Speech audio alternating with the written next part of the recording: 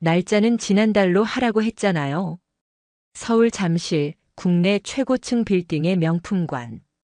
그 중에서도 극소수만을 위한 내밀한 접견실 안 오미숙의 날카로운 목소리가 값비싼 벨벳 벽지를 찢을 듯 울렸다.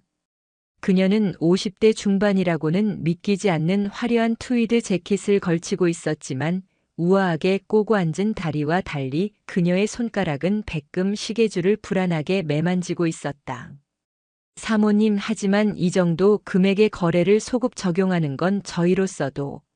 매장 지배인이 식은땀을 닦으며 말끝을 흐렸다. 오미숙은 뱀처럼 차가운 눈으로 지배인을 노려봤다. 그래서 안 된다는 거야? 지금 내가 여기 법인 카드로 한두 푼을 쓴 것도 아니고 박 준장 이름 석자 걸고 하는 일인데 자네가 중간에서 이렇게 막아도 되는 거냐고. 그녀의 입에서 나온 준장이라는 단어는 방 안의 공기를 순식간에 무겁게 눌렀다. 남편 박철규 준장. 그 이름은 그녀에게 곧 권력이자 방패였으며 동시에 이 모든 불안의 근원이었다. 남편이 군수품 관련 계약을 주무르며 뒤로 챙긴 검은 돈. 그 돈은 오미숙의 손을 거쳐 이렇게 값비싼 시계와 보석으로 탈바꿈했다가 다시 현금으로 세탁되어야 했다. 오늘은 그 작업을 하는 날이었다. 이 지배인은 그 비밀을 공유하는 공범이나 마찬가지였다. 지난달 실적으로 돌려놓으라고. 세무 처리가 꼬이면 당신이나 나나 좋을 거 없어. 알겠습니다. 한 번 더 처리해 보겠습니다. 지배인이 고개를 숙이고 물러나자 오미숙은 그제야 숨을 토해내며 이마를 짚었다. 이 짓도 하루 이틀이지 심장이 오그라드는 것 같았다. 그녀는 신경질적으로 방문을 열고 매장으로 나섰다. 화려한 조명과 가죽 냄새가 뒤섞인 공기를 들이마시며 기분 전환을 하려던 참이었다. 그때였다. 매장 중앙, 이번 시즌 한정판으로 나온 셀렌의 백 앞에서 멈춰 선 한 여자가 오미숙의 눈에 들어왔다. 왜 내가 여길 어떻게 들어왔어? 오미숙은 인상을 구겼다. 수수한 청바지에 낡아 보이는 캠퍼스 운동화, 목이 조금 늘어난 티셔츠. 아무리 봐도 이곳과는 어울리지 않는 마치 길을 잘못 든 대학생 같은 행색이었다. 더 기가 막힌 것은 그 애가 방금 자신이 VVIP룸에서 다음 돈 세탁 대상으로 점 찍어 두었던 7천만 원짜리 악어 가죽 가방을 만지작거리고 있다는 사실이었다. 어머, 저것 봐. 분위기 흐리게. 오미숙은 일부러 들으라는 듯 혀를 차며 혼잣말을 했다. 저런 애들이 꼭 부모 등골 빼먹어서 이런데 기웃거리다가 결국 만져만 보고 나간다. 그 과정에서 귀한 물건에 손때라도 묻히면 그건 고스란히 진짜 고객들의 불쾌감으로 이어진다고 생각했다. 하지만 그 여자는 하도 아는 오미숙의 시선 따위는 전혀 의식하지 못했다. 하도아. 육군 15사단 소속 하사. 그녀는 지금 사흘짜리 짧은 휴가를 받아 강원도 화천에서 갓 상경한 참이었다. 훈련으로 거칠어진 손이었지만 곧 있을 어머니 윤지수의 생일 선물을 고르는 그녀의 눈빛은 그 어느 때보다 진지했다. 이거면 엄마가 좋아하실까? 물론 이 가방을 살 수 있는 것은 아니었다. 그녀는 그저 언젠가 꼭 이런 멋진 가방을 선물하리라 다짐하며 눈에 담고 있었을 뿐이다. 그녀가 실제로 예약한 것은 그 옆에 진열된 단정한 디자인의 실크 스카프였다. 저기요. 도아가 직원을 부르기 위해 고개를 돌렸을 때 매섭게 치켜뜬 눈과 마주쳤다. 오미숙이었다. 여기 직원 관리 안 해요? 아무나 막 들어와서 물건 만지게 하고. 오미숙은 직원을 향해 소리쳤지만 그 눈은 분명히 도아를 향해 있었다. 손님, 무슨 문제라도. 문제가 크지. 저런 애가 저 가방 살 수나 있겠어? 만지작거리다 흠집이라도 내면 어쩔 거야. 격 떨어진단 말 몰라? 여긴 아무나 구경하러 오는 데가 아니잖아요. 도아의 얼굴이 살짝 굳었다. 저도 손님으로 온 겁니다. 도화의 차분한 대꾸에 오미숙은 어이가 없다는 듯 코웃음을 쳤다. 손님? 내가? 이거 얼마인 줄은 알아? 내가 밤낮으로 일해도. 그 순간 오미숙의 말이 멈췄다. 도화가 다시 직원에게 말을 걸었기 때문이다. 예약한 물건 찾으러 왔습니다. 하도화 이름으로. 잠깐. 오미숙은 도화와 직원 사이를 노골적으로 가로막았다. 그녀는 도화의 머리부터 발끝까지를 다시 한번 훑어내렸다. 그 눈빛에는 노골적인 경멸과 함께 자신의 작업을 방해받았다는 불쾌감, 그리고 자신보다 한참 어린 여자애가 감히 자신과 같은 공간에서 같은 물건을 탐했다는 오만함이 뒤엉켜 있었다. 그거 지금 내가 만질 물건이 아닐 텐데. 팽팽한 침묵이 매장 위에 내려앉았다. 하도아는 더 이상 참지 않기로 했다. 그녀가 정식으로 항의하기 위해 입을 여는 순간 우웅. 그녀의 허리춤에 매달린 군용 보안 휴대전화가 짧게 진동했다. 우웅. 모욕감으로 굳어있던 하도아의 허리춤에서 군용 보안 휴대전화가 다시 한번 짧게 울렸다. 부대에서 온 전화였다. 이 상황을 무시하고 싶었지만 군인의 본능이 먼저 반응했다.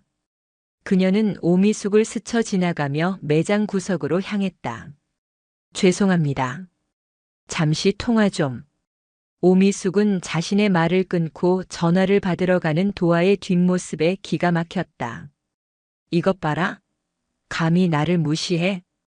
도화는 구석에서 최대한 목소리를 낮췄지만 군인 특유의 단아까 말투는 숨길 수 없었다. 네. 하도아 하사입니다. 아, 김 상사님. 그 정비건 말씀이십니까? 예, 인수인계 서류는 어제 오후에 결제 올렸습니다. 복귀하는 대로. 네. 알겠습니다. 필승. 필승. 강원도 화천 15사단 승리부대의 경례 구호였다. 그리고 그 통화를 악어처럼 지켜보던 오미숙의 귀에 결정적인 단어가 박혔다. 아사? 오미숙의 입꼬리가 비틀어지며 경멸적인 웃음으로 바뀌었다. 그녀는 방금 전까지 VVIP룸에서 돈 세탁을 하며 느꼈던 초조함과 불안감을 모두 잊었다. 지금 그녀의 앞에는 완벽한 먹잇감, 자신의 스트레스를 풀고 권력을 확인할 수 있는 최하층 계급의 군바리가 서 있었다. 도화가 통화를 마치고 돌아서자 오미숙은 팔짱을 끼고 그녀의 앞을 막아섰다. 하사? 방금 하사라고 했어? 도화는 대답할 의무를 느끼지 못했지만 오미숙은 이미 확신하고 있었다. 어머 어머, 세상에. 하사였어? 군인이었네. 오미숙의 목소리는 매장 전체가 들을 수 있을 만큼 커졌다. 구경하던 다른 손님들과 직원들의 시선이 일제히 두 사람에게로 쏠렸다. 기가 막혀서. 고작 하사 나부랭이가 군인이. 여기가 어디라고 기어들어와? 그것도 평일 대낮에. 도화의 눈썹이 꿈틀했다. 지금 휴가 중입니다만. 휴가? 휴가면 나라 돈으로 받은 월급으로 이런 데서 사치 부릴 생각이나 하고. 너 같은 것들 때문에 군 기강이 해이해졌다는 소리가 나오는 거야. 어쩐지 옷차림부터가 근본도 없고 천박하다 했다. 천박하다. 그 단어에 도화의 눈빛이 차갑게 가라앉았다. 말씀이 지나치십니다. 저도 이곳에 정당하게 물건을 사러 온 손님입니다. 손님? 내가? 하. 웃기지도 않네. 야, 하사. 오미숙은 이제 대놓고 반말을 내뱉으며 도화의 가슴팍을 손가락으로 툭 쳤다. 너 하사 월급이 얼마인 줄은 내가 안다. 그거 쥐꼬리만 한 거 모아서 이거. 이 7천만 원짜리 가방. 그녀는 도화가 만졌던 셀렌의 백을 경멸하듯 가리켰다. 내가 평생을 굶고 모아도 못 사. 어디서 부모 등골이나 빼먹을 생각만 하고. 군인이면 군인답게 나라나 지킬 것이지 이런 데서 명품 구경이나 하면서 물이나 흐리고 있어. 오미숙의 목소리는 히스테릭하게 높아졌다. 그녀는 남편 박철규 준장이 군납 비리로 챙겨온 돈다발을 떠올렸다. 그 돈으로 그녀는 이 매장의 VVIP가 되었다. 이 자리는 진짜 돈을 가진 자신 같은 사람들을 위한 곳이지 저렇게 세금으로 연명하는 하찮은 하사를 위한 곳이 아니었다. 너 혹시 박철규 준장님이라고 알아? 오미숙은 드디어 비장의 무기를 꺼냈다. 도안은 침묵했다. 육군 본부 소속의 박철규 준장. 사단 하사인 그녀가 알 리 없었지만 그 이름에서 풍기는 불쾌한 기운을 직감했다.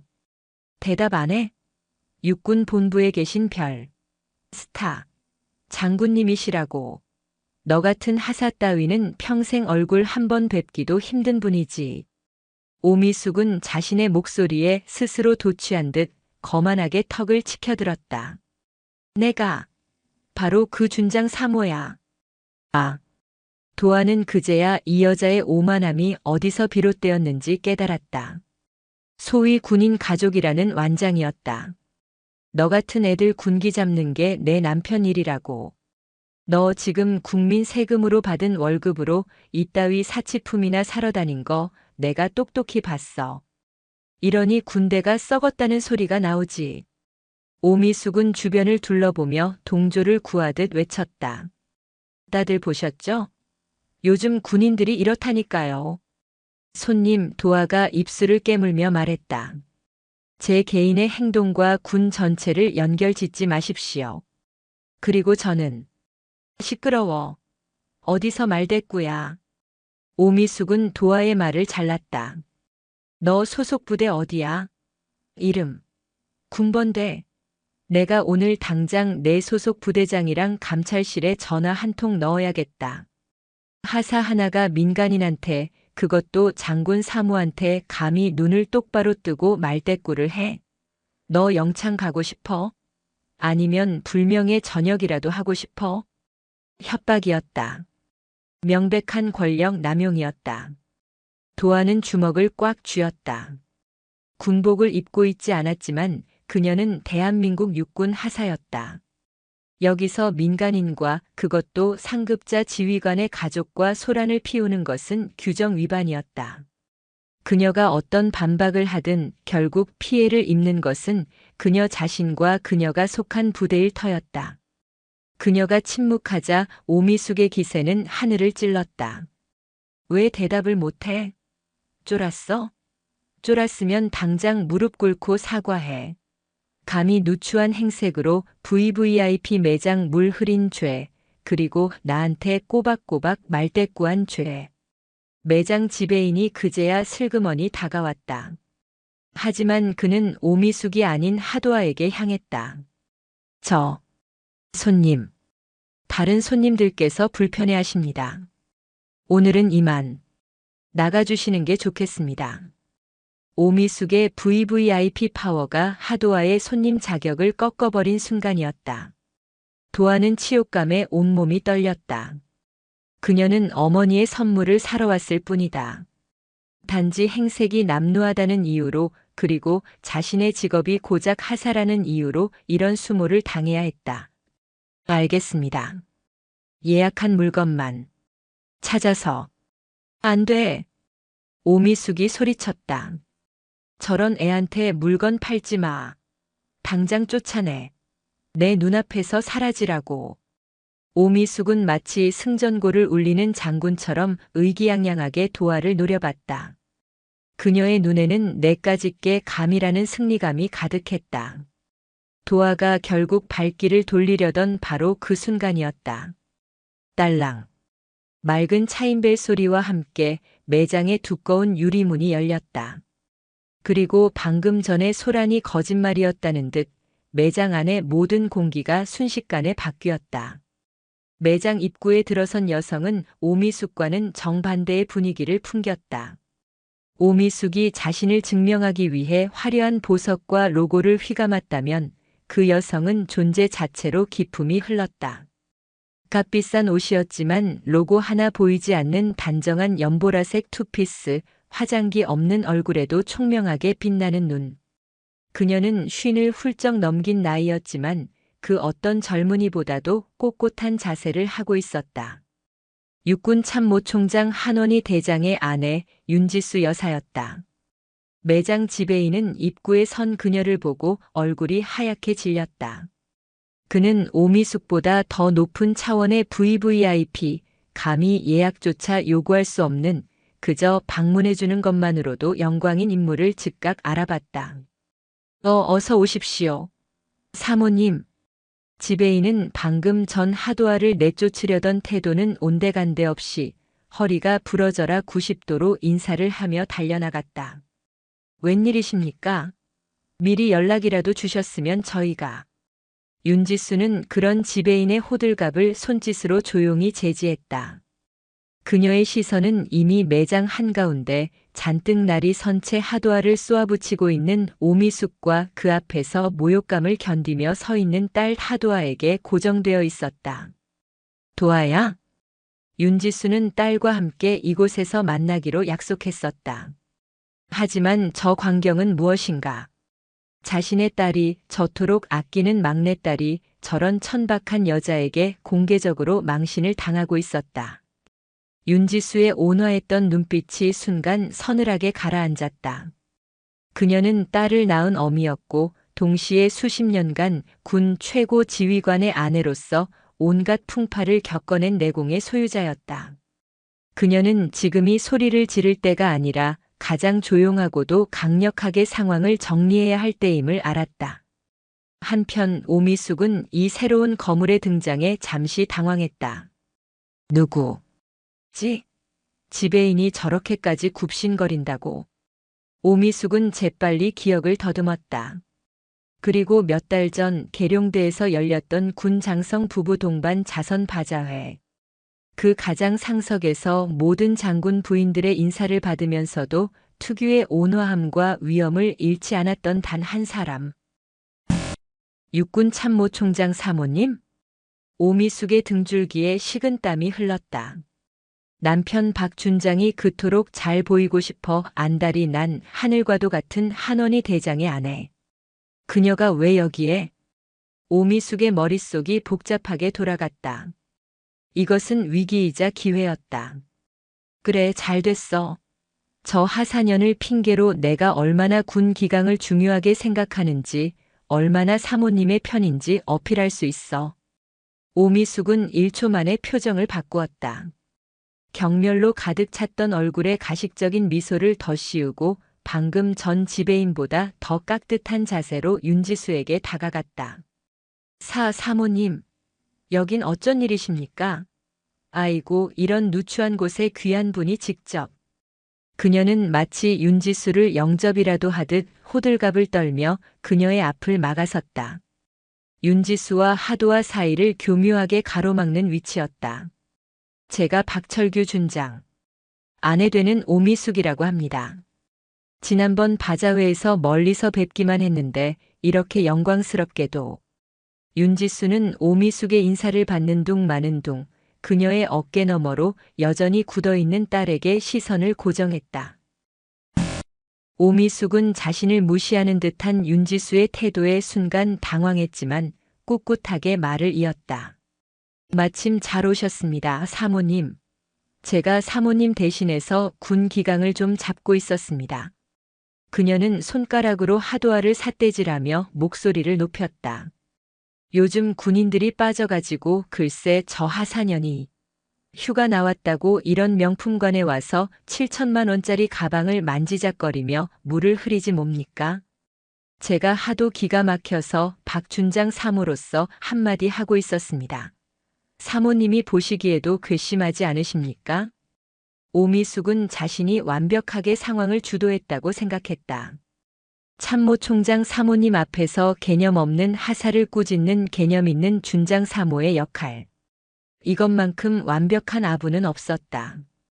윤지수는 오미숙의 말을 끝까지 아주 조용히 들었다. 그리고 천천히 오미숙을 스쳐 지나갔다. 오미숙은 자신을 지나쳐가는 윤지수의 움직임에 당황했다. 윤지수는 곧장 하도아의 앞에 섰다. 그리고 방금 전 오미숙이 삿대질했던 바로 그 딸의 어깨를 따뜻하고도 단단하게 감싸 안았다. 도아야. 윤지수의 나지막한 부름에 하도아의 눈시울이 순간 붉어졌다. 엄마. 늦어서 미안.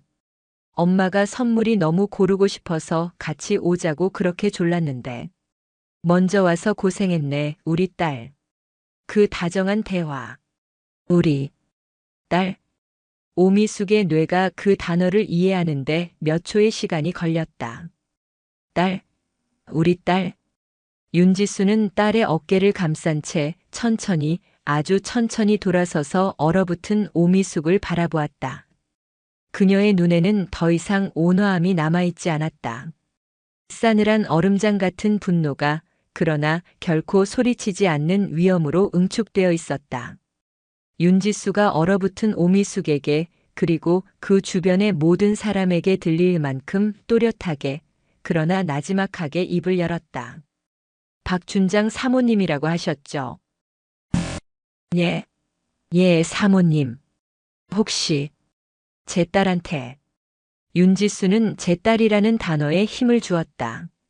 무슨 볼일이라도 있으셨습니까? 제 딸. 그 세 글자가 오미숙의 귓가를 후려치는 순간 잠실 명품관의 화려했던 조명이 하얗게 꺼지는 듯 했다. 머릿속이 텅 비었다.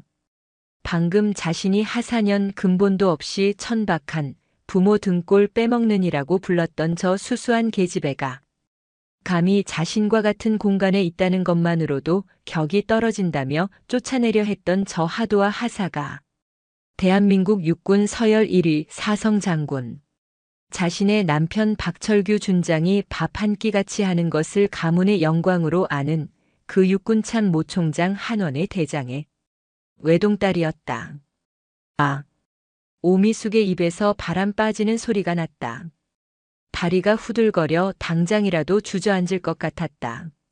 그녀의 뇌리에 방금 자신이 내뱉었던 모든 모욕적인 말들이 스쳐 지나갔다. 너 같은 애들 군기 잡는 게 내 남편 일이야. 내가 내 소속 부대랑 감찰실에 찔러버릴 거야. 당장 무릎 꿇고 사과해. 박철규 준장의 아내라는 완장은 한원희 대장의 아내와 딸 앞에서는 종이장보다도 못한 것이었다. 아니, 오히려 그것은 이제 남편의 목을 겨누는 칼날이 되어 돌아왔다. 사모님. 그게 저는 이 아가씨가 하사라고만 해서. 오미숙은 횡설수설했다. 그녀는 자신이 하사라서 무시했다고 실토하는 꼴이 되었다. 윤지수는 더 이상 오미숙에게 눈길조차 주지 않았다. 그녀는 방금 전 하도아를 쫓아내려 했던 지배인을 불렀다. 지배인. 예. 예, 사모님. 제 딸이 어머니 생일 선물을 사러 왔다고 들었습니다. 예약한 물건이 있다고 하던데 그것부터 챙겨주시겠어요? 아. 물론입니다. 물론입니다. 하도아 고객님 예약건. 예. 여기 실크 스카프 준비되어 있습니다. 지배인은 오미숙이 VVIP룸에서 결제하려던 수천만 원짜리 시계는 까맣게 잊은 듯 하도아가 예약한 30만 원짜리 스카프를 모시러 달려갔다. 매장의 모든 직원이 일사불란하게 움직였다. 하도아는 덤덤하게 스카프를 건네받아 포장을 확인했다. 그녀는 승자의 여유 따위를 부리지 않았다. 그저 묵묵히 자신의 할 일을 할 뿐이었다. 그 모습이 오미숙을 더욱 비참하게 만들었다. 윤지수는 그런 딸을 흐뭇하게 바라보며 지갑을 꺼내려 했다. 엄마, 내가 살게. 도아가 자신의 카드를 꺼내 결제했다. 하사 월급으로 당당하게 결제하는 그 모습은 오미숙이 아까 내뱉었던 쥐꼬리만 한 월급이라는 조롱에 대한 가장 완벽한 대답이었다. 결제를 마친 윤지수와 하도아는 매장을 나가기 위해 발걸음을 옮겼다. 오미숙은 그 자리에 못 박힌 듯 서서 어떻게든 이 상황을 수습해야 한다는 생각에 다급하게 그들 앞을 막아섰다. 사모님, 잠시만 제발. 오해입니다. 제가 정말 몰라 뵙고 그녀는 하도아의 팔을 붙잡으려 했다. 하하사 아니 따님. 내가 정말 미안해요. 내가 죽을 죄를. 하도아는 잡히려던 팔을 조용히 뒤로 뺐다. 그때 윤지수가 나지막하지만 얼음장처럼 차가운 목소리로 오미숙의 말을 끊었다. 박춘장 사모님. 네. 사모님이 제 딸에게 하신 행동은 단순히 제 딸을 몰라봤기 때문이 아니겠지요. 만약 제 딸이 아니라 정말 평범한 하사였다면 그래도 됐다고 생각하시는 겁니까? 오미숙은 아무 말도 할 수 없었다. 윤지수의 말은 정확히 그녀의 속내를 꿰뚫고 있었다. 군인의 명예는 계급장에 있지 않습니다. 그리고 군인 가족의 품격은 남편의 별 개수에서 나오는 것이 아니고요. 윤지수의 시선이 오미숙의 화려한 트위드 재킷과 그녀가 돈 세탁을 위해 주문했던 보석들에 잠시 머물렀다. 오늘 저녁, 윤지수는 결정적인 한마디를 던졌다. 박철규 준장이랑 한 대장님이랑 식사 약속이 있으시다고 들었습니다. 부부 동반은 아니지만 제가 오늘 아주 특별한 경험을 해서요.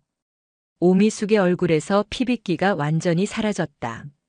오늘 우리 도아가 박준장 사모님께 아주 극진한 대접을 받았다고 제가 한 대장님께 꼭 전해드려야겠습니다. 윤지수는 그 말을 끝으로 멍하니 서 있는 오미숙을 스쳐 지나갔다. 가자, 딸. 밥 먹어야지. 하도아는 어머니의 뒤를 따르며 처음부터 오미숙이라는 존재는 없었다는 듯 눈길 한 번 주지 않았다. 딸랑. 매장 문이 닫히고 모녀의 모습이 사라졌다. 오미숙은 그 자리에 홀로 남아 온몸을 사시나무 떨듯 떨었다. 저녁 식사. 한대장. 박철규. 단순히 남편의 진급이 막히는 수준의 문제가 아니었다. 사실 한원희 대장은 최근 군 내부 감찰을 통해 박철규 준장이 특정 군납업체와 유착관계에 있다는 첩보를 입수하고 조용히 내사를 지시한 상태였다. 오늘 저녁 식사 자리는 그에게 마지막 자수의 기회를 주려던 자리였다. 그리고 오미숙은 바로 오늘 이 명품관 VVIP룸에서 그 비자금으로 또다시 돈 세탁을 시도했다. 날짜까지 조작해달라고 요구하면서 설마 그 내사 때문에 모든 것이 아귀가 맞아들어갔다. 하도아가 그곳에 있었던 것, 자신이 그녀에게 모욕을 준 것, 그리고 하필이면 그 순간에 참모총장 아내가 나타난 것. 이 모든 것이 자신들의 비리를 올가매는 거대한 함정처럼 느껴졌다. 오미숙은 떨리는 손으로 휴대전화를 꺼냈다. VVIP룸에 두고 온 수천만 원짜리 보석들도 지배인의 경멸 어린 시선도 더는 중요하지 않았다. 그녀는 남편 박철규 준장의 번호를 눌렀다. 여보, 나야. 큰일 났어. 우리 다 끝났어. 다 끝났다고. 서울 용산구 국방부 청사. 본관 7층의 구석진 사무실.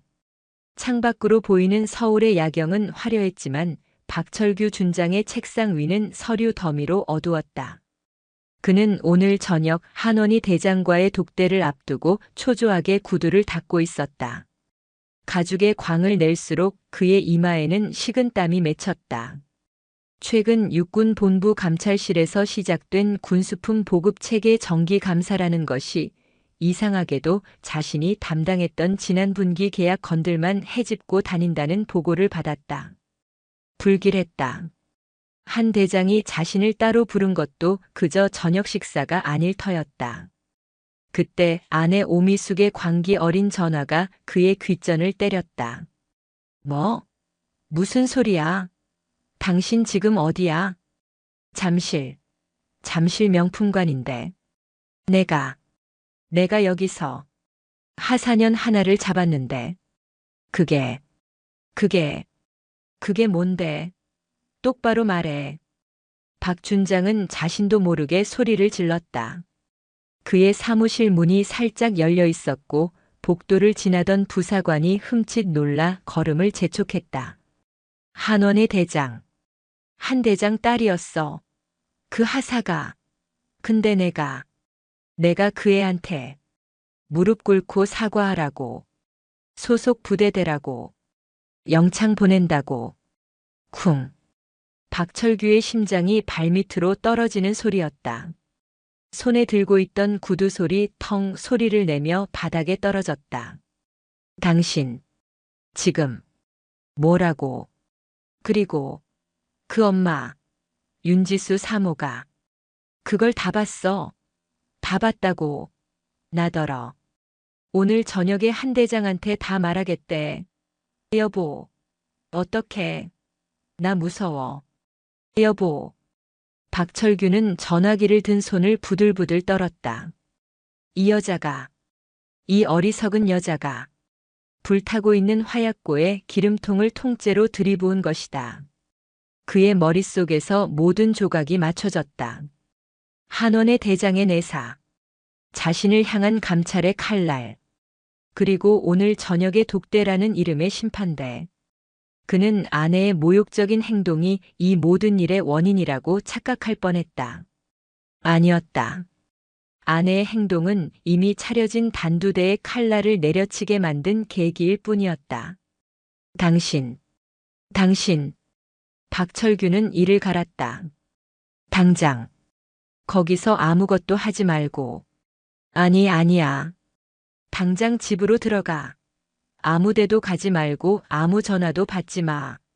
당장. 그는 전화를 끊어버리고 이미 땀으로 축축한 손으로 수화기를 다시 들었다. 참모총장 비서실이었다. 나 박철규 준장이요. 오늘 저녁. 총장님과의 약속 말인데 내가 급한. 충성. 수화기 너머의 목소리는 얼음장처럼 차가웠다. 한 대장의 최측근인 김대령이었다. 총장님께서 박 준장님을 반드시 뵙고 싶어 하십니다. 조금 전에도 재차 확인하셨습니다. 늦지 마시길 바랍니다. 아니, 그게 아니라 집안에 정말 큰. 박 준장님. 김대령의 목소리가 낮아졌다. 총장님께서 오늘 저녁 메뉴가 아주 특별하니 마음의 준비를 하고 오시는 게 좋을 것 같다고 전하라 하셨습니다. 그럼 이만. 또. 전화는 일방적으로 끊겼다. 박철규는 의자에 주저앉았다. 마음의 준비. 그것은 군에서 쓸 수 있는 가장 잔인한 사형 선고였다. 그는 모든 것이 끝났음을 직감했다. 같은 시각 잠실에서 삼청동으로 향하는 검은색 세단 안.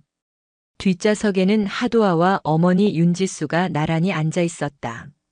시끄러웠던 명품관의 공기와는 달리 차 안은 가죽 시트의 은은한 향과 클래식 음악만이 낮게 깔려 있었다. 하도아는 창밖으로 빠르게 스쳐 지나가는 한강의 야경을 멍하니 바라보고 있었다. 도아야. 윤지수가 딸의 손을 가만히 잡았다.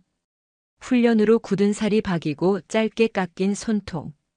윤지수는 그 손을 어루만지며 가슴이 미어지는 것을 느꼈다. 괜찮아, 엄마. 이런 일 한두 번 겪는 것도 아니고. 도아는 애써 웃어 보였다. 뭐가 괜찮아. 윤지수의 목소리가 떨렸다. 내 딸이. 내 귀한 딸이 나라 지키겠다고 그 험한 강원도 산골짜기에서 고생하는데 고작 그런 여자에게 그런 천박한 말을 들어가면서 엄마. 도아가 어머니의 손을 마주 잡았다. 그 여자 오미숙이라고 했지. 그 여자가 화난 건 내가 하사라서가 아니었어. 무슨 말이니? 그냥 자기보다 약해 보이니까. 자기 권력으로 짓누를 수 있는 상대니까 그랬던 거야. 내가 만약 하사가 아니라 그냥 평범한 대학생이었어도 그 여자는 똑같이 행동했을 거야. 가난한 것 격 떨어지는 것이라고 하면서. 도아의 눈빛이 깊어졌다. 그런데 내가 하사였던 거지. 군인이었던 거야. 그래서 더 만만했던 거고. 국민 세금이니 군 기강이니 하는 그럴싸한 명분까지 손에 쥔 거니까. 그 여자는 그냥 자기가 가진 완장으로 남을 짓밟는 게 습관이 된 사람이야. 윤지수는 딸의 성숙한 통찰력에 놀라면서도 더욱 마음이 아팠다. 그렇다고 내가 그런 모욕을 참아야 할 이유는 없어. 참은 거 아니야, 엄마. 나도 화가 났어. 그 여자가 나를 모욕해서가 아니라 내 동료들을, 내 부대를, 그리고 엄마 아빠를 모욕하는 것 같아서. 도아는 고개를 돌려 어머니를 바라봤다. 그 여자가 박준장 이름을 들먹이면서 나를 협박할 때 나 솔직히 무서웠어. 내가 여기서 잘못 대응하면 우리 부대에 정말 피해가 갈까봐. 김 상사님이나 나 믿어주는 우리 소대장님 얼굴이 떠올라서. 그런데 엄마가 제 딸이라고 말해줘서 고마워. 그게 무슨 소리야? 넌 내 딸인데. 아니, 그냥 그 순간만큼은 내가 한원희 대장 딸이어서 다행이라고 생각했어. 그 여자에게 저 별 4개짜리 아빠의 딸이 고작 별 하나짜리 남편을 둔 당신 따위에게 무시당할 사람이 아니라고 엄마가 대신 말해준 거잖아. 윤지수는 딸의 눈을 가만히 바라봤다. 그리고 결심했다. 도아야, 사실 내 아버지가 오늘 그 박철규 준장이라는 사람을 부른 이유가 있어. 응? 그동안 그 사람 군수품 관련해서 계속 안 좋은 소문이 돌았단다. 너희 같은 말단 병사들에게 돌아가야 할 피복이나 장비들을 빼돌려서 뒤로 검은 돈을 챙긴다는 첩보가 있었어. 도아의 눈이 커졌다. 그럼 내 아버지는 조용히 감찰을 지시했고 혐의를 거의 다 확인했단다. 오늘 저녁 자리는 그 사람에게 마지막 기회를 주려던 거였어. 스스로 명예롭게 죄를 고백하고 군복을 벗을 기회. 윤지수의 목소리가 차가워졌다. 그런데 그 부인이라는 여자가 오늘 한 짓을 보니 그들은 그럴 자격이 없는 사람들이더구나. 윤지수는 휴대전화를 들어 남편 한원희 대장에게 짧은 문자 메시지를 보냈다. 저녁 약속 예정대로 진행하세요. 다만 기회는 없습니다. 오늘 제가 잠실에서 겪은 일. 그 여자는 자격이라는 단어를 입에 올릴 사람이 아닙니다. 차량은 어느새 서울의 심장부를 지나 고즈넉한 삼청동의 한정식집으로 향하고 있었다. 그곳은 박철규 준장의 운명이 결정될 심판의 장소였다. 서울의 밤은 화려했지만 삼청동으로 접어드는 길은 고요하고 묵직했다. 고풍스러운 기와 담장 너머로 대한민국 최고 위층이 찾는다는 한정식집 목구먼의 불빛이 새어나왔다.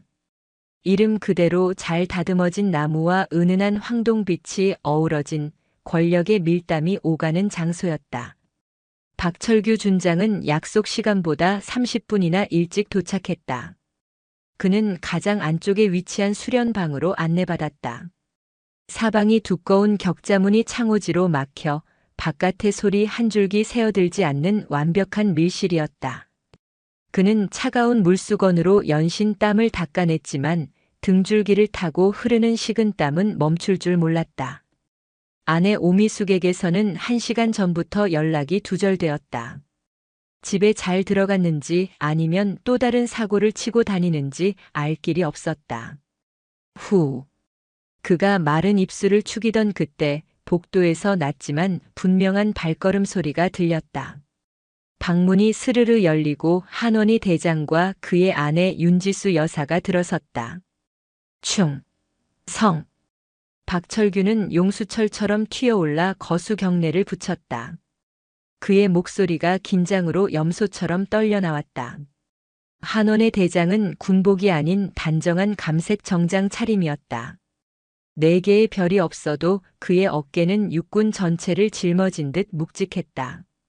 그는 박철규의 경례를 받는 둥 마는 둥 그저 묵직한 눈으로 그를 바라볼 뿐이었다. 앉으시지요.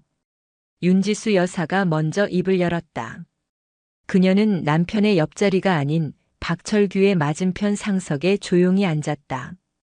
박철규는 그 자리 배치가 무엇을 의미하는지 깨닫고 숨이 멎는 것 같았다. 오늘은 한원희 대장이 아닌 윤지수 여사가 심판의 주재자였다. 저 사모님, 어인일로 부부 동반 식사라고는 못 들었습니다만 제 아내가 오늘 박 춘장께 꼭 전할 말씀이 있다고 해서 동행했습니다. 한원의 대장이 묵직하게 입을 열었다. 그의 목소리는 박철규가 알던 온화한 지휘관의 그것이 아니었다. 곧이어 12첩 반상이 눈앞에 펼쳐졌다. 신선로에서 피어오르는 긴 오색 빛깔의 구절판, 정성스럽게 다져 만든 떡갈비. 그 모든 것이 박철규의 눈에는 잿빛으로 보였다. 시장하실 텐데 어서 드시지요. 윤지수가 젓가락을 들며 말했다. 박철규는 떨리는 손으로 수저를 들었지만 음식이 목구멍으로 넘어가지 않았다. 침을 삼키는 소리마저 방 안에 크게 울렸다. 정적이 흘렀다. 수저가 그릇에 부딪히는 소리만이 간간히 들릴 뿐 누구도 먼저 말을 꺼내지 않았다. 박철규에게는 이 시간이 영원처럼 느껴졌다. 그 침묵을 깬 것은 윤지수였다. 박 춘장. 예, 사모님. 오늘 부인께서는 안녕하신가요? 제가 오늘 낮에 잠실에서 뵈었는데 안색이 많이 안 좋아 보이시더군요. 올 것이 왔다. 박철규는 눈을 질끈 감았다. 송구합니다, 사모님.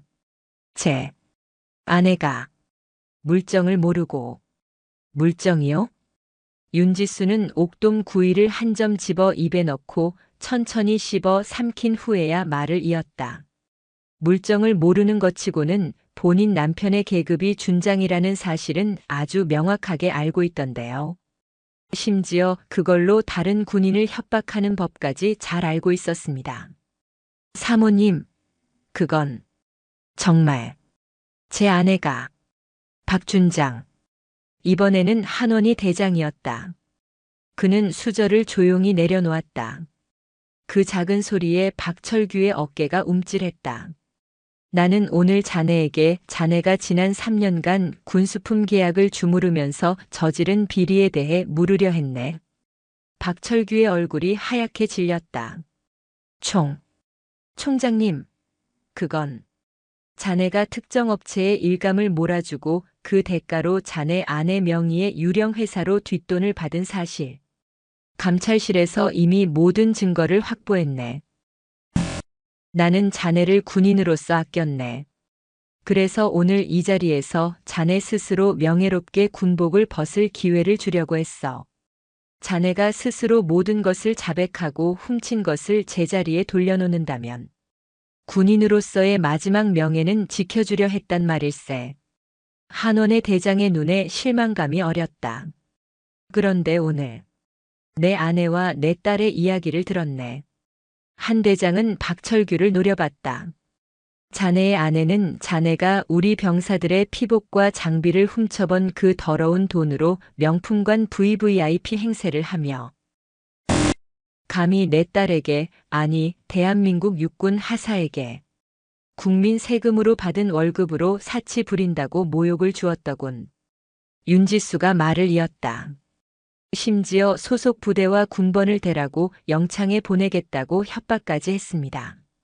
남편의 별 하나가 육군 전체를 호령할 수 있는 권력인 것처럼 행동하더군요.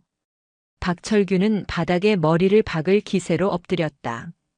죽을 죄를 지었습니다. 총장님, 사모님, 제발 아내의 허물은 일어나게. 한원의 대장의 목소리는 이제 일말의 온기조차 없었다. 자네 아내의 허물은 곧 자네의 허물이야. 자네가 그 더러운 돈을 가져다 주지 않았다면 자네 아내가 어찌 감히 그런 오만한 짓을 할 수 있었겠나. 한 대장은 자리에서 일어났다. 자네에게 줄 기회는 없네.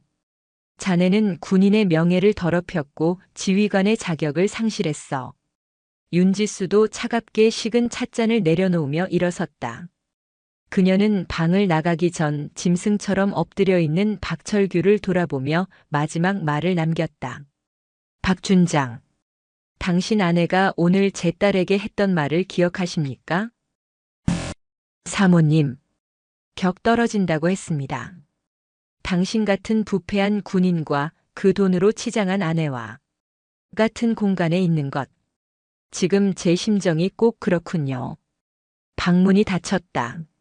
수련방에는 완벽하게 차려진 채 한 입도 줄지 않은 12첩 반상과 자신의 무너진 별을 부여잡고 오열하는 박철규 준장만이 남겨졌다. 다음 날 새벽 해가 뜨기도 전인 이른 아침. 대한민국 육군의 심장부인 계룡대와 국방부의 중심인 용산. 두 개의 심장이 동시에 바쁘게 움직이기 시작했다. 용산 국방부 청사 박철규 준장의 사무실 문이 강제로 열렸다. 헌병대 수사관들과 감찰실 요원들이 들이닥쳤다. 박철규 준장 군형법상 횡령 및 직권남용, 특정범죄가중처벌법상 뇌물수수 혐의로 긴급 체포합니다. 전날 밤의 충격에서 벗어나지 못해 뜬 눈으로 밤을 새운 박철규는 자신의 사무실 의자에 앉은 채 저항 한 번 하지 못하고 수갑을 찼다. 그가 그토록 자랑스러워했던 책상 위의 명패와 훈장들이 차가운 증거물 상자에 담겼다. 압수수색 영장입니다. 그의 사무실은 낱낱이 해체되었다. 컴퓨터 하드디스크가 분리되고 금고가 강제로 개방되었으며 서류 캐비닛의 모든 문서가 쏟아져 나왔다. 그가 한원의 대장의 기회를 받아들였다면 치렀을 대가보다 훨씬 더 참혹하고 굴욕적인 방식이었다. 그의 별은 그가 체포되는 순간 이미 빛을 잃었다. 같은 시각 서울 성북동의 호화로운 저택. 오미숙은 간밤의 공포로 와인을 들이켜고 거실 소파에서 잠들어 있었다. 남편은 어젯밤부터 연락이 되지 않았다. 불길한 예감에 잠을 설치던 그녀는 요란한 초인종 소리에 잠을 깼다. 누구세요? 이 아침부터. 그녀가 신경질적으로 인터폰을 확인했을 때 화면에는 낯선 남자들과 군복을 입은 헌병들이 가득했다. 누구? 군 검찰에서 나왔습니다. 박철규 준장 뇌물수수 공범 혐의로 압수수색 영장 집행하겠습니다. 문 여시죠. 뭐라고요? 당신들 미쳤어? 여기가 어딘 줄 알고. 내 남편이 누군 줄 알아. 오미숙은 본능적으로 소리쳤다. 하지만 어제 명품관에서 하도아에게 했던 그 협박은 법의 집행 앞에서는 공허한 비명에 불과했다. 문을 강제로 개방하겠습니다. 육중한 현관문이 순식간에 열리고 수사관들이 집 안으로 쏟아져 들어왔다. 안 돼. 이게 무슨 짓이야. 당장 나가. 내 집이야. 오미숙은 잠옷 바람으로 그들을 막아섰지만 여성 수사관 2명에게 가볍게 제압당했다. 오미숙 씨, 변호사를 선임할 수 있습니다.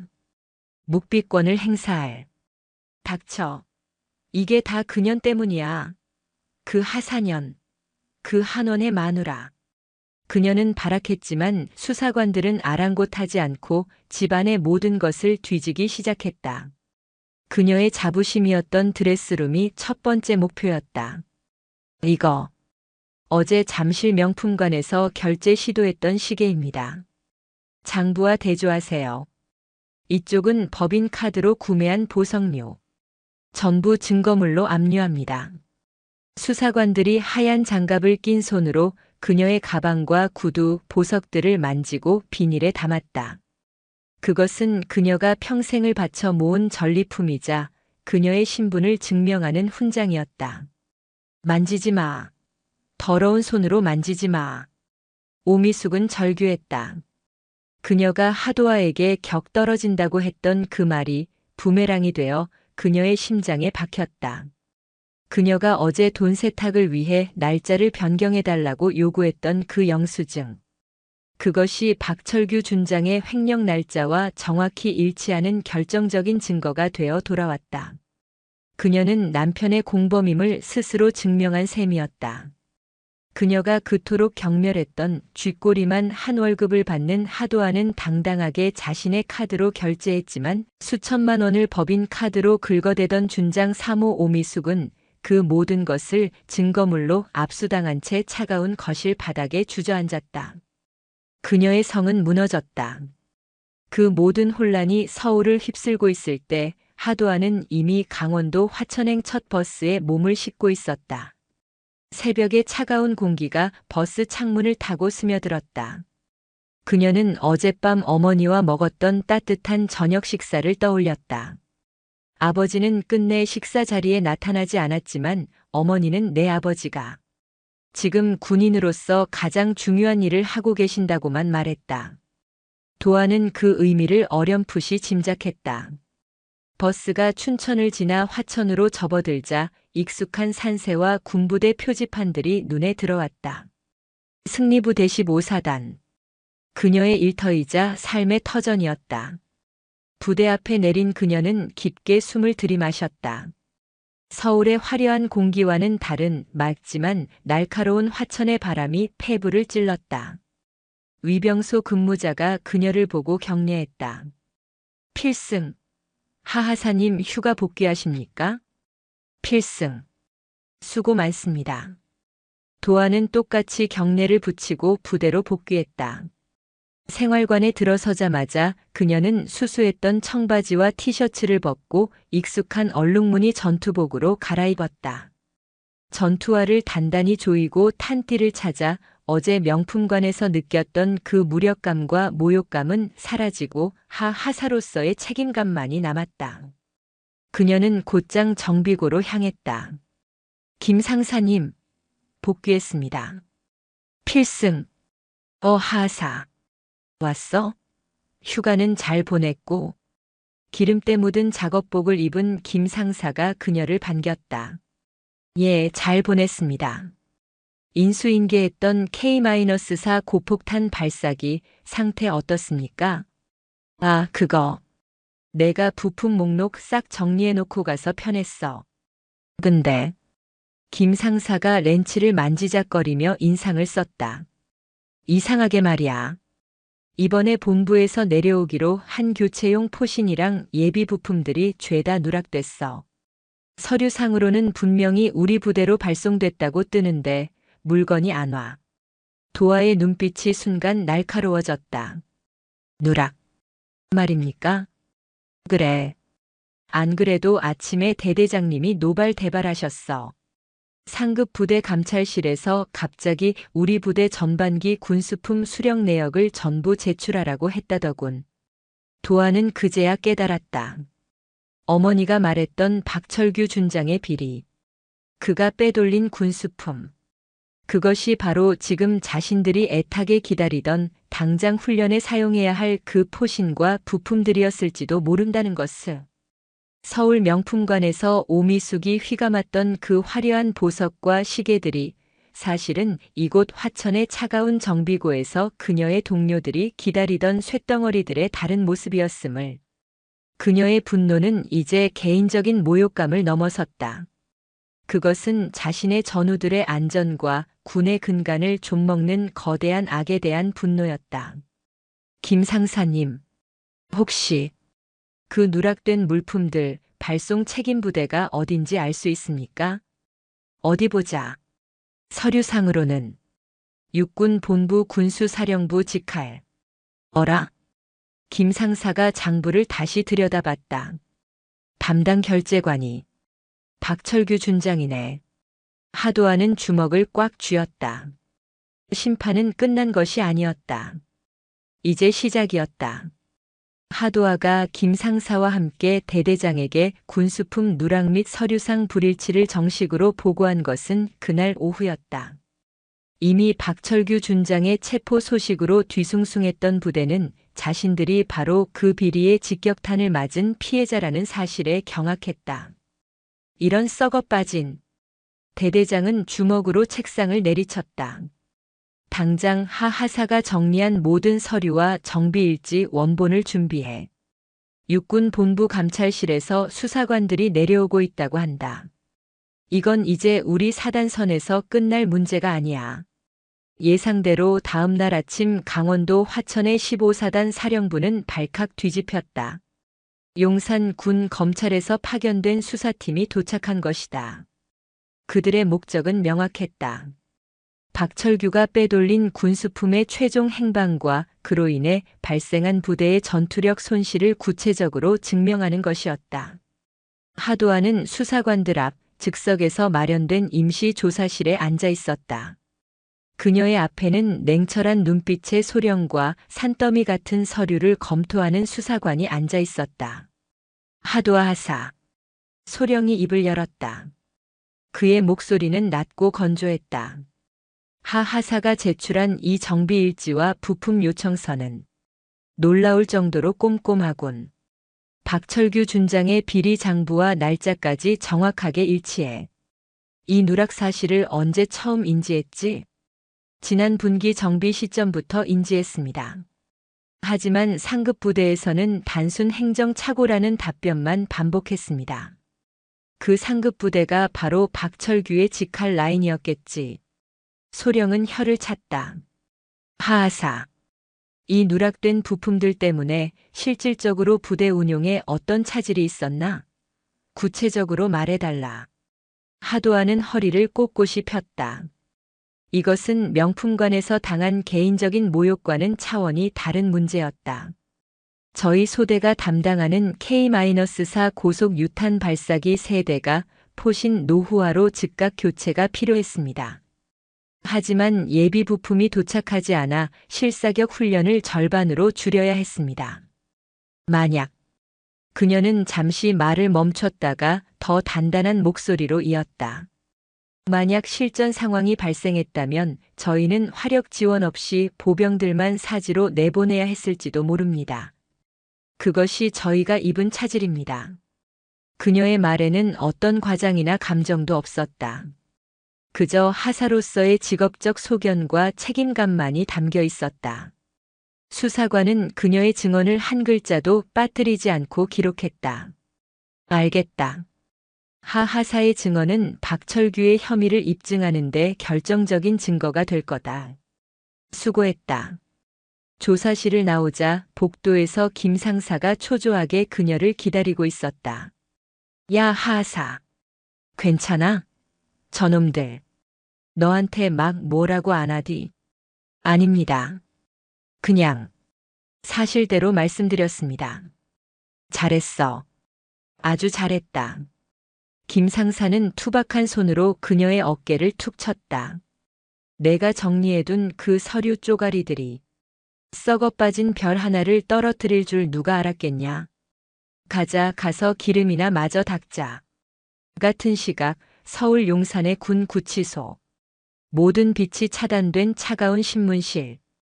그곳에는 어제 성북동 저택에서 발악하던 오미숙이 앉아 있었다. 그녀의 화려했던 트위드 재킷과 진주 목걸이는 사라졌다. 지금 그녀가 입은 것은 구치소에서 지급한 칙칙한 수의뿐이었다. 밤새 잠 한숨 못 자고 울부짖은 그녀의 얼굴은 화장기가 지워진 채 흉하게 부어 있었다. 오미숙 씨. 그녀의 맞은편에 앉은 군 검사는 하도하를 신문했던 그 소령보다 10배는 더 차가운 눈을 하고 있었다. 남편 박철규 준장의 뇌물수수 혐의에 대해 대부분 파악이 끝났습니다. 지금 우리가 관심 있는 건 오미숙 씨가 그 비자금을 어떻게 세탁했는지에 대한 겁니다. 몰라요. 난 아무것도 몰라요. 모른다. 검사는 코웃음을 치며 서류 뭉치를 책상 위로 던졌다. 이건 오미숙 씨의 차명 계좌 내역입니다. 청담동에 있는 오빠분 명의의 유령 회사로 지난 3년간 600억 원이 넘는 돈이 오갔습니다. 이것도 모릅니까? 이건 잠실 명품관 VVIP룸의 거래 내역입니다. 법인 카드로 결제한 뒤 날짜를 조작해서 장부 처리를 한 증거가 여기 있습니다. 이것도 남편이 시킨 겁니까? 오미숙은 고개를 들었다. 그녀의 눈에 다시 도끼가 어렸다. 그래요. 다 남편이 시킨 거야. 나는 나는 그냥 주는 돈 받아서 쓴 것밖에 없어요. 아내가 남편이 벌어다 준 돈 쓰는 게 그게 죄예요? 남편이 벌어다 준 돈이 아니라 군인들의 목숨값으로 훔친 돈입니다. 검사의 지적에 오미숙은 비명처럼 소리쳤다. 내가 뭘 그렇게 잘못했는데? 다른 사람들도 다 그렇게 해. 나만 그런 게 아니라고. 왜 나만 가지고 이래? 나. 그년 때문이야. 누구 말입? 그 하사년. 잠실에서 마주친 그 재수 없는 년. 걔만 아니었으면. 걔가 윤지수 그 여자만 안 불렀으면 아무 일도 없었을 거야. 그년이 나를 저주한 거라고. 오미숙은 자신의 죄를 반성하는 대신 모든 책임을 자신을 불쾌하게 했던 하도아에게 돌리고 있었다. 그녀는 하도아가 한 대장의 딸이라는 사실조차 자신을 함정에 빠뜨리기 위한 거대한 연극이었다고 믿기 시작했다. 검사는 더 이상 신문할 가치가 없다는 듯 자리에서 일어났다. 오미숙 씨, 당신은 지금 반성의 기회를 스스로 걷어차고 있습니다. 그 오만함의 대가가 얼마나 클지 법정에서 깨닫게 될 겁니다. 이거 내가 누군 줄 알고. 내 남편이 박철규야. 이래도 되는 줄 알아. 그녀의 발악은 차가운 철문이 닫히는 소리와 함께 신문실 안에 갇혔다. 그녀가 그토록 자랑스러워했던 준장 3호라는 이름은 이제 그녀를 옥죄는 가장 무거운 족쇄가 되어 있었다. 몇 달이 흘렀다. 계절이 바뀌고 화천의 산자락에는 첫눈이 내렸다. 그 사이 박철규 준장과 오미숙 부부의 군납 비리 사건은 대한민국을 떠들썩하게 만들었다. 한원의 대장의 주도하에 시작된 군 개혁의 신호탄이었고 부패한 군 간부들에 대한 일벌백계의 상징이 되었다. 그리고 오늘 서울 용산의 고등군사법원. 대법정 안은 군 관계자들과 취재진들로 발 디딜 틈이 없었다. 대한민국 육군의 신뢰가 걸린 재판이었다. 피고인석 죄수복을 입은 박철규가 고개를 숙인 채 앉아 있었다. 그의 어깨에 달려있던 빛나는 별은 흔적도 없이 사라져 있었다. 그는 이제 박철규 씨일 뿐이었다. 그리고 그 옆 공범으로 기소된 오미숙은 넋이 나간 사람처럼 허공만 바라보고 있었다. 몇 달 만에 그녀는 폭삭 늙어 있었다. 다음 증인 15사단 하도아 하사. 증인석으로 나오십시오. 법정의 모든 시선이 문 쪽으로 쏠렸다. 하도아는 군복이 아닌 단정한 검은색 정장 차림으로 걸어 나왔다. 그녀는 긴장했지만 걸음걸이는 조금의 흐트러짐도 없었다. 그녀는 피고인석을 애써 외면하며 증인석에 섰다. 증인. 피고인 박철규, 오미숙을 아십니까? 피고인 박철규는 이름만 들었습니다. 피고인 오미숙은 도아는 잠시 숨을 골랐다.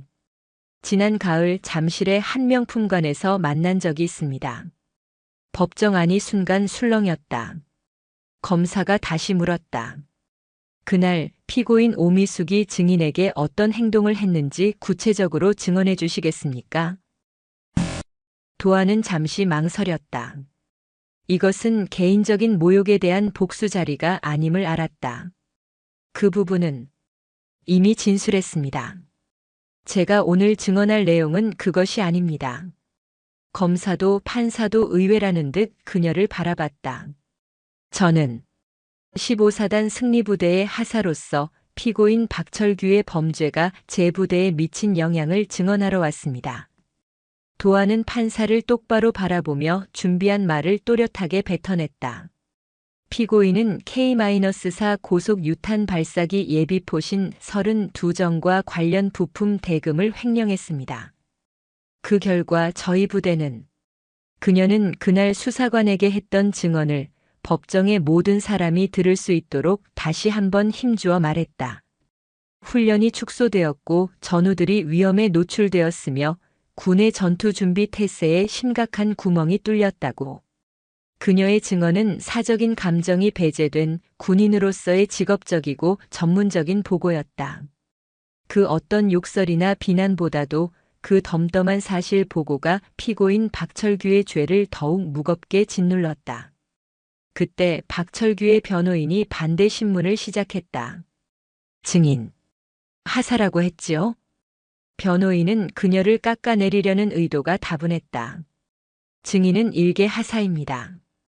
군수품이 보급되는 복잡한 행정 절차를 증인이 다 이해하고 있다고 생각하십니까? 이건 상급 부대 간의 단순한 행정 착오일 수도 있지 않습니까? 아닙니다. 도안은 망설임 없이 대답했다. 저는 제 장비의 상태를 파악하고 최상으로 유지해야 할 책임을 맡은 부사관입니다. 행정 착오라면 그 물품은 다른 부대에라도 가 있어야 합니다. 하지만 그 물품들은 도안은 처음으로 피고인석을 돌아봤다. 그녀의 시선이 넋을 놓고 앉아있던 오미숙과 정면으로 마주쳤다. 오미숙의 동공이 격렬하게 흔들렸다. 그녀는 그제야 증인석에 선 여자가 그날 자신이 하사년이라고 불렀던 바로 그 여자임을 깨달았다. 도안은 오미숙을 뚫어져라 바라보며 변호인을 향해 말을 이었다. 그 물품들은, 그 부품들은 그 시간에 잠실의 명품관에서 피고인 오미숙 씨의 사치품으로 바뀌고 있었습니다. 그것은 행정착오가 아닙니다. 법정 전체가 얼어붙었다. 오미숙은 그 시선을 견디지 못했다. 그 덤덤한 눈빛. 그것은 경멸도 승리감도 아니었다. 그저 사실을 말하는 군인의 눈빛이었다. 그 순간 오미숙의 무너진 이성이 마지막 끈을 놓아버렸다. 아! 그녀는 자리에서 벌떡 일어나 증인석을 향해 손가락질했다. 너 때문이야. 이 재수 없는 년. 내가 감히 나를. 그녀는 증인석으로 달려들려 했다. 피고인을 제지하라. 법정 경위들이 달려들어 오미숙의 몸을 붙잡았다. 그녀는 붙들린 채로 하도하를 향해 저주를 퍼부었다. 내가 나를 함정에 빠뜨린 거야. 그렇지? 한원의 마누라랑 짜고. 감히 나를. 이 하사년이. 그녀의 입에서 나온 하사년이라는 말은 그녀의 오만함이 마지막 순간까지도 변하지 않았음을 증명했다. 박철규는 아내의 추악한 발악에 차마 고개를 들지 못하고 미수가 제발 그만 이라며 무너져 내렸다. 하도하는 그 모든 광경을 덤덤히 지켜보았다. 그녀는 이미 이겼다. 오미숙이 소리를 지르는 순간 그녀가 잠실에서 그토록 지키려 했던 격과 품위는 산산조각 나 제가 되어버렸다. 하도하는 조용히 자리에서 일어나 판사에게 목례하고 그 아수라장이 된 법정을 걸어 나왔다. 심판은 신속하고 엄중했다. 대한민국 육군을 좀먹은 죄. 박철규는 군 형법상 최고 형량인 징역 15년을 선고받았다. 동시에 그가 군 복무 기간 동안 쌓아올린 모든 명예와 연금은 박탈당했다. 불명예 전역이었다. 오미숙 역시 뇌물수수 공범 및 범죄 수익 은닉 혐의로 징역 5년을 선고받고 법정 구속되었다. 그녀가 그토록 아꼈던 성북동 저택과 명품관의 모든 사치품은 횡령금 환수를 위해 압류되었다. 그녀가 하사년이라 부르며 경멸했던 하도하의 국민 세금으로 되돌려지게 된 것이다. 시간이 흘러 다시 겨울이 찾아왔다. 강원도 화천 15사단 정비고는 그 어느 때보다 활기가 넘쳤다. 박철규의 비리로 중단되었던 모든 군수품 보급이 재개되었고 오히려 한원희 대장의 특별 지시로 최신형 장비들이 우선 보급되었다. 하중사 K-4 포신 교체 작업 끝났습니다. 수고했어. 작동 테스트 바로 시작한다. 하도하는 상사로 진급한 김 상사의 옆에서 익숙하게 장비를 점검했다. 그녀는 이 사건을 계기로 부대 내에서 신망받는 부사관이 되었고 얼마 전 중사로 진급했다. 야, 우리 하중사 이제 폼이 제법인데? 김 상사가 흐뭇하게 웃었다. 아직 멀었습니다. 도아가 웃으며 경례를 붙였다. 필승. 그들의 머리 위로 화천의 맑고 차가운 겨울바람이 불었다. 그 바람은 지난 여름에 불쾌했던 기억을 모두 씻어내는 듯 했다. 며칠 뒤 휴가를 받은 하도아는 서울에 왔다. 그녀는 잠실이 아닌 고즈넉한 삼청동의 한 찻집에서 어머니 윤지수를 만났다. 어머, 우리 딸. 중사 계급장 다니까 이제 정말 늠름하네. 윤지수는 딸의 손을 잡으며 환하게 웃었다. 그녀의 목에는 그날 잠실에서 하도아가 선물했던 단정한 실크 스카프가 매어 있었다. 엄마, 그 스카프 아직도 하고 다니네. 그럼. 우리 딸이 하사 월급으로 사준 첫 선물인데. 이게 나한테는 그 어떤 악어 가죽 가방보다 귀해. 두 모녀는 마주보며 웃었다. 아버지께서는 안녕하셔? 그럼. 자네 아버지 요즘 아주 신이 나셨지. 썩은 뿌리 뽑아낸다고. 윤지수는 차를 한 모금 마셨다. 참. 내 아버지께서 너한테 꼭 전해달라시더구나. 뭐라고? 자랑스럽다고. 당신 딸이어서가 아니라 당신의 전우이자 부사관이어서 참모총장으로서 고맙고 자랑스럽다고. 하도아의 눈시울이 붉어졌다. 그 어떤 인정보다도 가슴을 울리는 말이었다. 엄마, 나 다음 휴가 때는 돈 더 모아서 진짜 그 가방 사줄게. 됐어, 이 아가씨야. 윤지수가 딸의 코를 꼬집었다. 엄마는 그 돈으로 우리 딸 맛있는 거나 사줄란다. 가자. 아빠가 오늘 저녁은 꼭 같이 먹자고 하셨어. 두 사람이 찻집을 나와 삼청동의 돌담길을 걸었다. 따스한 겨울 햇살이 두 사람의 어깨 위로 부서졌다. 그때 저만치 앞서가던 고급 외제차에서 젊은 남녀가 내리며 실랑이를 벌이고 있었다. 아, 진짜. 내가 여기 아니라고 했잖아. 예약 똑바로 못해? 너 지금 내가 누군 줄 알고 나를 이렇게 개고생시켜?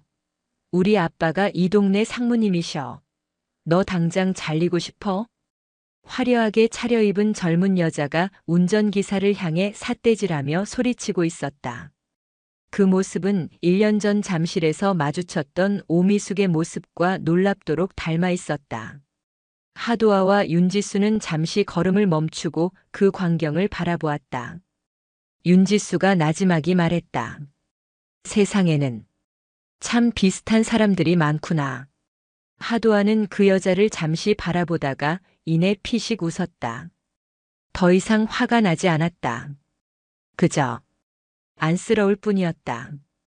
그러게 엄마. 그래도 우린 저러지 말자. 하도아는 어머니의 팔짱을 꼈다. 두 사람은 그 소란스러운 목소리를 뒤로하고 다시 햇살 속으로 걸어갔다. 세상의 수많은 오만함과 편견을 뒤로하고 자신들의 가치를 스스로 증명해낸 두 사람은 그 누구보다 당당하고 품격 있는 모습으로 겨울의 삼청동 길을 걸어가고 있었다.